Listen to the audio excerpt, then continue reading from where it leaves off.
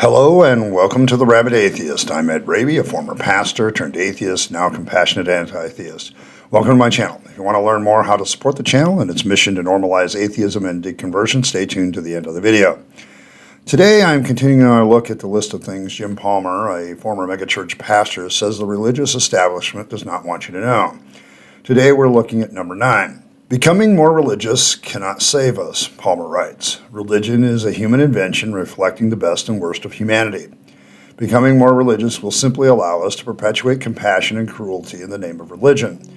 Because religion always carries the danger of fanaticism. Becoming more religious may only heighten the risk of us becoming more fanatical. Today, this series I always kind of try to look at why the religious establishment doesn't want you to look behind the curtain. What this thing is, what he's driving at, and why they don't want to do that, and then how it helps us deconvert a little bit, if there's any advice here. As an anti-theist, I think I have only one real problem with this statement, in the fact that I probably closely hold the idea that, good people are going to do good things and bad people are going to do bad things. But if you want good people to do bad things, you need religion. I think religion is far more of a detriment than a benefit. And so it would be better off if we just didn't have it anymore as a human race. But, that's a long time in coming for that. But at present, I would agree with this, that becoming more religious will not help us, because this is the mentality. I can only speak for my own country, the United States, but this is the mentality of the Christian nationalists. This is the mentality of the 2025 people. These are people that want to change society more into the image of Christianity, because they believe very strongly that if the country goes back to being a quote-unquote Christian nation, which it never was and truly is not, never will be, if we go back in time, when men were the workers and had traditional roles and all this other stuff, American society will be better. American society will grow up. You will go back to the good, prosperous, good old days of life back in the 40s, 50s, and 60s, when the country was really prosperous. And a lot of our boomer citizens, our senior citizens, are very much behind this idea that they want to leave behind a legacy of returning to Christianity, returning to whatever. And it's kind of ironic to me. Okay, because these are the same people that were the flower children dancing naked at Woodstock, but times have changed. And so there's this belief, and I remember when I was in the church as well, in the Assemblies of God, there was always this desire for a third great awakening, to get, Charles Finney had his back in the 1800s, and we wanted ours, and the revivalism was popping up all over the place. Various revivals, and everybody's chasing down wherever the revivals are and all that. And then you had just this desire to see God more in society, to see Christianity more in society. And somehow that would make society better. Now, what all these people fail to realize is back then, the nostalgia is kind of mixed with their fanaticism about it. Because when you look back at the time period, there's also a few other things that were out of height. Fear over war, okay, because we were, staring down the barrels of missiles, aimed at each other between us and the Soviet Union. So that was a constant fear and threat all the time. Mutually assured destruction is kind of a little bit of thing that a lot of us that grew up in the Cold War era still live with a little bit. It's why it affects our politics. It's like, yeah, shut up. You don't know what you're talking about. When some politicians talk. And then you have, I don't know, I think the sexism was pretty high back then. I'm fairly certain the racism was pretty high back then. LGBTQ rights were non-existent. And so to me, I look back, I'm not sure that we really treated our fellow humans well unless they fit a certain mold back then. And that's the problem of what these people want to do. I think Palmer makes some really good points here, because all religion does is it perpetuates a cruelty, or perpetuates even a compassion that's based on a religion. But people could be cruel or compassionate whether they have the religion or not. Okay? In fact, religion actually has with it this inherent risk of making us more fanatical. It is one of the things in a human invention that can make us more fanatical because it is a human invention, okay? There's a reason why both government and religion crop up at the same time. As societies became bigger, it was one thing when you had the tribe, okay, and you had like 20, 30 your people that you're depending on, right, for societal growth, and the regular things of gossip and shaming somebody for behaving badly, or, the threat of being cast out of the tribe always kept people behaving much better. Well, as societies grow, you have free riders, you have people that get past all that. And so religion crops up to be the big brother eye in the sky. The gods are watching you, God is watching you, and they're testing you. And so the person who is like, nobody knows, nobody's going to care. I live in a big city of, 10,000 people. Nobody's going to kick me out just because I do this, thing off to the side that other people frown on. And so government comes up to create the rules, and religion comes up to be, big brother. You're always being watched. There's no accident that those two things crop up in human history, and they're a human invention together. It doesn't really matter if religion exists or not, though, for people to be compassionate or people to be cruel. People are going to be who they are. The religion doesn't really factor in. As we recall from earlier in this series, the starting religion for most people is geographically based and connected with the culture they're born into. And even if they choose a different religion down the line, it's only religions that are presented to them by their society, ideas that are presented to them by their society. And usually people pick a religion that fits their personal agenda and personality better. Okay, they agree with the religion more on a personal basis and an emotional basis than anything else. Sometimes that tends to be the religion of your culture because it's good social lubrication, to have the same religion as everybody else. It can bring the best out in people, but it doesn't really matter what religion that is. Okay, all religions have this aspect of it, of possibly bringing out the best in people. The problem is they also have this inherent danger of fanaticism. And the religious establishment doesn't want you to realize that, one, your religion is basically picked, kind of picked for you because you're given a limited slate of options, or you grow up in something that people force down your throat, one or the other. Later on, you might be able to choose your religion, but you'll only be able to choose options that are acceptable to the society. And people go, well, sometimes religions aren't acceptable. Yes, but the fact is in Western countries, you have a choice. Other places, they're not acceptable, and so you're kind of continually forced. And so, yeah, you can go cut against that. But there's a worldwide society that's starting to develop thanks to the internet and globalization, where those options are still palatable somewhere else. Okay, not necessarily, there's a globalization and this World Wide Web and all of this stuff is starting to create a world society that is becoming larger and stronger and stronger. And that society says pick whatever religion you want. It's very Western. Okay, so still picking for you. What options you have are still there for you. It's the danger of fanaticism that the religious establishment doesn't want you to have, because a fanatical believer is dedicated to the cause more than everybody else, and they will give more money, spend more time at the church. They will do more for the cause than anybody else. And the religious establishment doesn't want everybody to be that way in practicality, but they do want enough people to be that way where the religion goes further.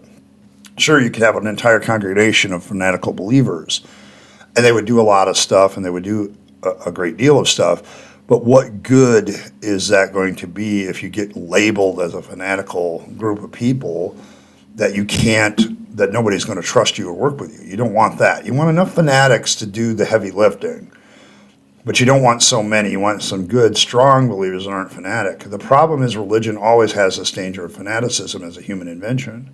It's flawed in that way.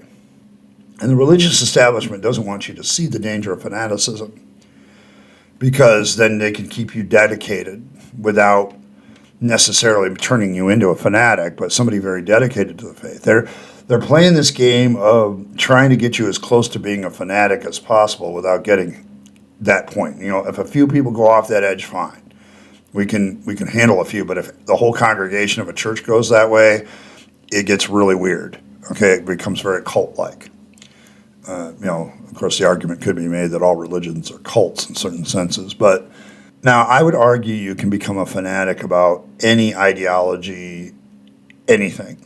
Okay, but to me, religion has this inherent: you're serving God, you're talking to God, you're hearing from God. This big, you are so important, so big, whatever ego trip that most religions put you on, that God himself is talking to you, or the gods are talking to you, or you're in touch with the spirit and force of the universe. Whatever it is you want, there's an ego trip there that taps into that. Religion does that. Now, political ideologies, going back to the government part, can be like that. People can be very fanatically devoted to a political ideology, a political party, whatever it might be, a social institution that they're trying to get pushed forward. But religion adds the God part. It adds the you're pleasing to these all-powerful or very powerful deities. And it's that part, friends, that makes religion so dangerous. When you deconvert from all of that, I recognize this in myself, because when I was a Pentecostal believer, I wanted a revival in my church. I wanted to be the epicenter of a revival, And I would travel to these other revivals and go, why can't I get that in my own church? And it turns out that I'm just not a very good salesman when it comes to religion. And I'm not a fanatic in that sense that I want to dominate other people. But one of the things that you lose when you lose your faith is the danger of becoming as fanatical as something. Now, I have noted many times on this channel that I've watched a lot of people that come out a very right-leaning Christian thing and immediately go far to the left and become fanatical, in my opinion, about their politics on the left, without even thinking about whether or not this whole right-left perspective is even a thing, okay? Is it possible to hold different views on different issues? Yes, it is. And you can cut against the grain of many political parties. I have been a libertarian all my life, okay, and I haven't had a good reason. Nobody's given me a good reason to come off of that, because my main thing is individual freedom, okay? I fight against any form of slavery, including some of the things that the government wants to do to you, force you down a certain path. Well, I'm sorry, that's not your business to tell me what to do or give me my choices. It's like, it's one thing for you to be the referee. It's quite another for you to be a player in the game. And that's kind of been my motif. You can agree with that or disagree with it, whatever you want. I recognize that. And so when I left the faith, I always caution people, take each issue and study it for yourself. Don't just fly off to the left, okay? Because to me, that's just being a reactionary to what you used to be, okay? And what you used to be, there's parts of what you are and what you used to be that are still good, okay? Because Palmer brings this out, okay? You probably used your religion to do some good things. Well, those good things are still there. You just need a different reason or something else to be the vehicle for those good things that you want to do. And too many people just assume that they've got to shift all their philosophy and politics. No, okay, you probably chose your religion because there's certain aspects of you that agree with that religion and still do. That's why it makes deconversion so hard, is because there is some element to whatever you left that still connects with you, still resonates with you. That's why you were there in the first place. Okay, I know plenty of people that were Christians that changed the flavor of Christianity because it just didn't agree with what was going on. And so once you realize that and you're deconverting from that, that's my caution. Okay, what I'm saying is you really need to guard against fanaticism, because if you are a fanatical believer or coming close to that, your temptation is to go into a fanatical non-belief. Now, people say, Ed, you're one to talk, you're an anti-theist. Well, I'll talk more about that next week when we deal with Palmer, because I think we're going to next week have a minor point of disagreement between me and Mr. Palmer. What I am saying when I'm an anti-theist, I'm not forcing anybody to leave their religion, okay, and I would never do that. I think that's wrong, okay? I think, for instance, what China does to force people to leave their religion is wrong, okay? They kind of really put the pressure on to be an atheist, and I don't like that any more than putting the pressure on somebody to be a Christian or a Muslim, okay? So that's the danger. The danger is just shifting your fanaticism from one thing to another. And I caution against that because I think fanaticism is a problem. Fundamentalism is, whether it's fundamentalist, political, or religious, doesn't matter. Fundamentalists always go to such an extreme that they end up causing harm to somebody. And becoming a more moderate, balanced person, looking at each issue objectively as possible and going, well, I know the popular view of my party is this, but I don't think so. Or I know the popular view of liberalism or conservatism is this, but I don't agree with that, but I do agree with this over here. That's a perfectly reasonable way to do things. And my problem sometimes is I watch people deconvert and they get very fanatical about their politics and their leftism. And it's like, you can go too far left. You can't. Okay? You really can. You can go too far right. There's a moderate, balanced political thing where conservatism and liberalism become this yin and yang and doesn't have anything to do with religion. I think people make the horrible mistake, like in my country, of saying, yeah, conservatism is Christian. No, not necessarily. There's been plenty of conservative people that didn't have anything to do with religion. There's been some people that hold very conservative views on certain issues that are atheists. So that's not necessarily true, okay? And conservatism is simply conserving what you feel is right, whereas liberalism is changing something to be more right. Both forces are needed, and the problem is one of them is usually hijacked by religion or another. And I would argue, like in my country, the Democrats still have very religious people in them that believe in God and everything else. And so there's always an inherent danger that at any moment the Democrats could also get hyper-religious and fanatical in some way. I know people don't like to think that, but I'm like, I've literally watched the parties change their viewpoints on 70% of issues in my lifetime, okay? And it's not impossible for me to think that. And the reason I'm using politics is a good example when contrasted against religion. I see a lot of people deconvert and just become fanatical about something else. And the fanaticism in your religion is the main problem. It's the main poison that draws you down. And getting out of that fanaticism is the real issue. I don't think forcing people, using politics as a cudgel to force people the other direction is right any more than, to me, the Christian nationalists and the extreme left of the Democratic Party are both equally wrong because they're both trying to force people to do something, and that's fanaticism, okay? And I don't care if it's religious or political, it's a problem. And this is just me, my opinion. You don't have to share it. You can disagree with me. But to me, getting out of religion means I also get out of the mindset that says this is absolutely the way to be. Religion, I was always claiming to be absolute truth. And I want to pull back from that, okay, because I want to examine whether something is true or not. And deconverting from this mindset is very, very difficult because it's easy for something else to tap into that mindset, like politics, okay, or social movements. I've seen people that have become very fanatical about social movements such as Black Lives Matter or LGBTQ. Those kind of they can be very, very fanatical about those things. And when you become fanatic, the biggest problem is you don't realize sometimes the harm you're causing, okay, and the fact that you're building up resentment and anger towards your position.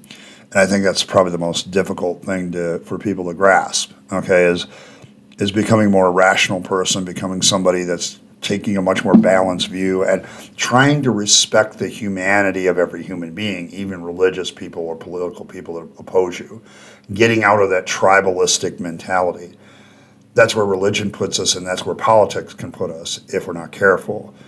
So that's just kind of my thoughts on this. I think Jim Palmer's onto something. I think the reason the religious establishment doesn't want to see behind that is because they want a certain level of fanaticism, and they don't want you to see that that's dangerous. Okay, and then as we deconvert, we need to avoid the same fanatical attitudes, because we got so caught up in our religion. This is the absolute truth. Well, where does that come from? That motivation of fundamentalist fanaticism, Well, you can have that about anything, and you need to guard against it because it can take you down some paths that are very similar to religion that will cause a lot of harm, okay, and won't necessarily provide anything good, okay? So my call has always been to be a more rational, looking at everything rationally, and do people have good evidence and backing for what they say? And that's always been my watchword. But I'm always interested in what you think. This is just a discussion starter. Do you think Mr. Palmer's right? Do you think I'm right? Do you think I'm wrong? I'm always interested to hear other opinions. So thank you for doing that, and comment away. Although I do have to make a note about the comments. My moderators come around here. I do have a few, and sometimes they remove comments. Usually it's because you attack people personally, so don't do that and you'll be fine. It's usually what happens. People say, where'd my comment go? Well, I didn't remove it, and I usually don't remove comments, but my moderators are trying to, all of them have a different attitude of what the Rabyd Nation should be, okay? And, you need to be respectful of that. If you're respectful, don't insinuate things about atheists, that were morally bad or something like that, you'll be fine. We're not interested in that sort of thing, and don't preach. Don't preach to people. It's kind of a no-no. So, debate, all that sort of thing. So comment away, but realize that, I do have my moderators patrolling, and I don't always have control completely over them. So keep that in mind. As always, thanks for stopping by. I appreciate every like, share, and subscribe. A lot of ways to support the channel, from super thanks to super chat to, just direct giving through my PayPal account, and I've got a few other things coming over the next coming weeks, I hope. And then also, the biggest thing that you can do for any channel, not just mine, if you really support their content creator, become a member of their channel. It only costs $2 to become a citizen of the Rabyd Nation, and then you gain some rights and privileges thereof. And, of course, there's other levels as well. But thank you for all my members. You guys are great. For all my citizens, to my Rabyd citizens, and to my Tribunes, you guys really motivate me to do my best work. So thank you very much.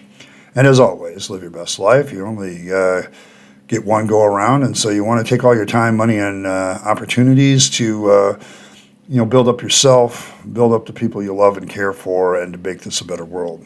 And don't waste them on the trappings of religion and faith, because that's a dead end. I speak from experience. And as always, thanks for stopping by, and I'll catch you next time.